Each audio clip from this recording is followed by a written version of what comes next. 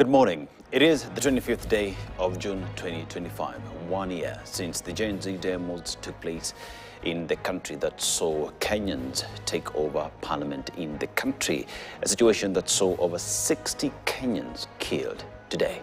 A luta continua.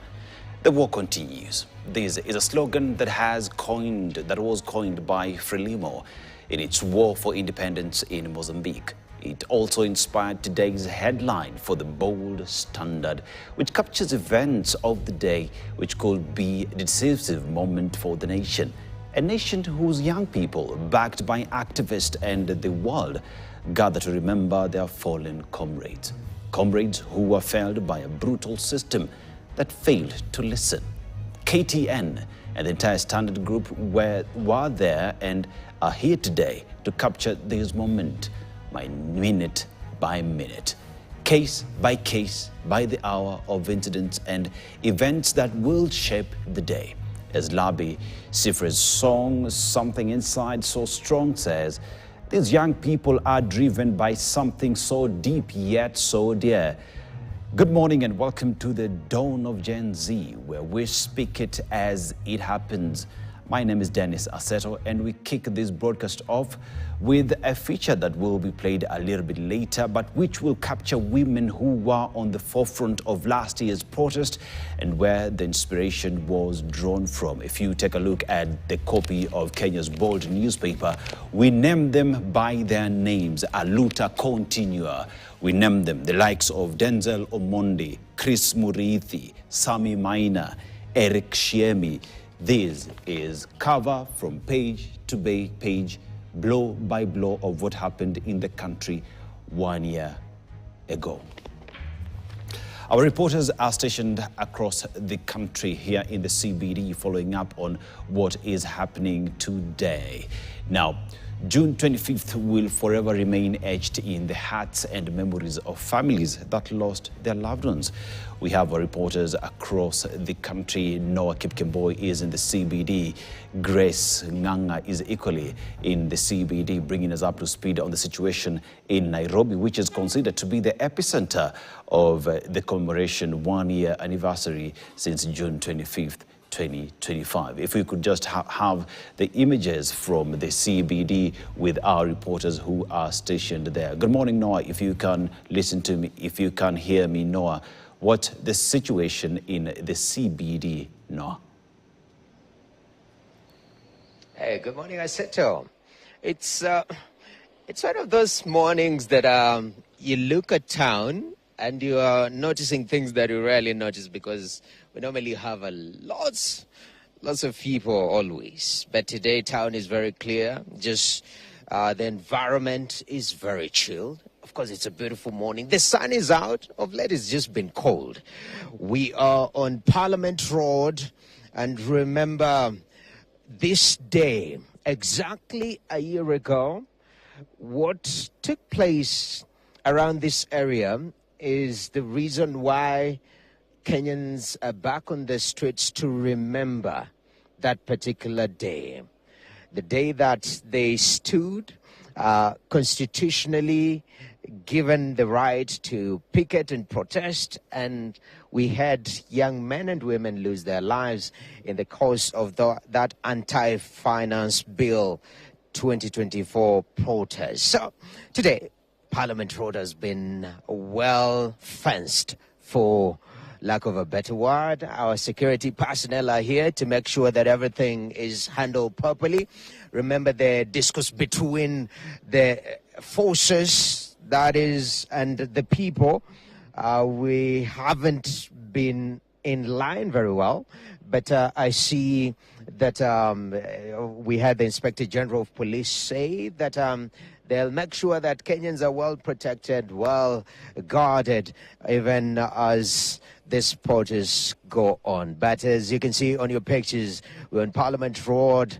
It's been fenced. We have the security people here just, making small talk, even as the day begin. But Seto, it is important that we remind people, as you rightly put it, that where this come from is the Reject Finance Bill 2024, where it started online and picked momentum, where we saw people moving from just online agitation to going to the streets to express their dissatisfaction towards the finance bill.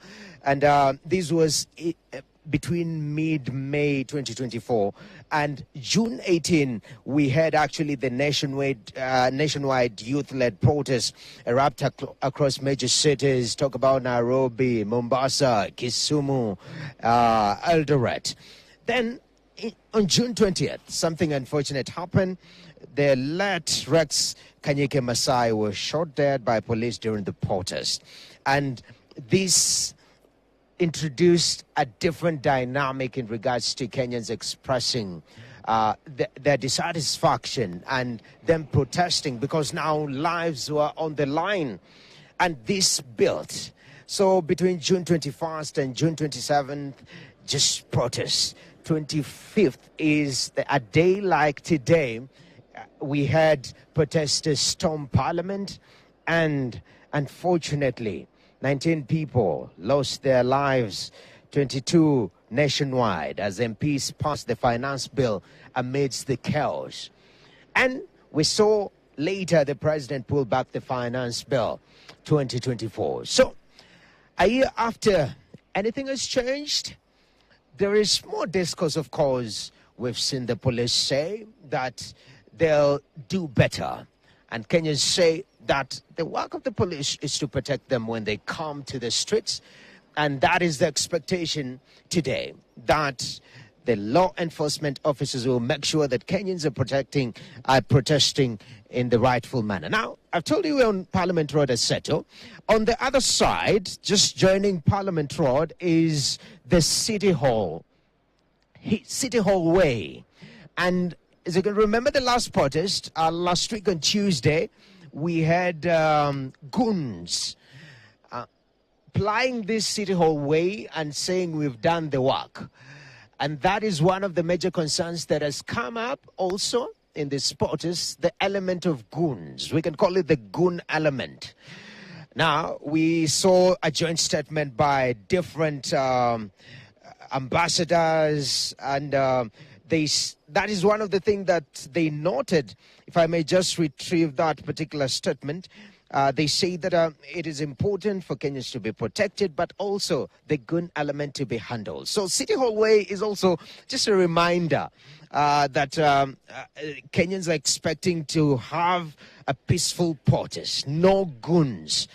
Remember, the Nairobi governor, Johnson Sakaja, was accused of supplying the goons, and he came out strongly and said that that was not his portion. In fact, he said that it was his political opponent. So today, expectations of Kenyans is a peaceful protest protected by the law enforcement officers, and bad players, talk about goons, are not expected to be part of this. It is Kenyans expressing themselves. So that is the prayer this morning, Aseto.